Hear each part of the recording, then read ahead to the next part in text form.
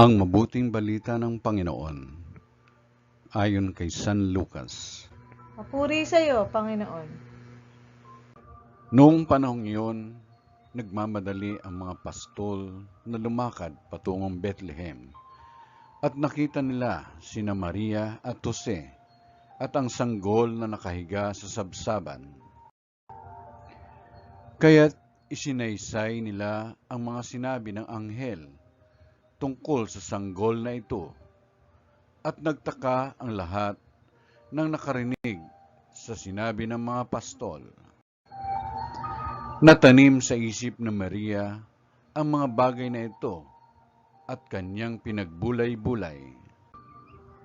Umalis sa mga pastol na nagpupuri sa Diyos at nagpapahayag ng kanyang kadakilaan dahil sa lahat ng narinig nila at nakita na ayon sa ibinalita sa kanila ng anghel. Pagdating na ikawalong araw, ay tinuli ang bata at pinangalanang Jesus, ang pangalang ibinigay ng anghel bago pa siya ipinaglihi. Ang mabuting balita ng Panginoon. Pinupuri ka namin, Panginoong Kristo.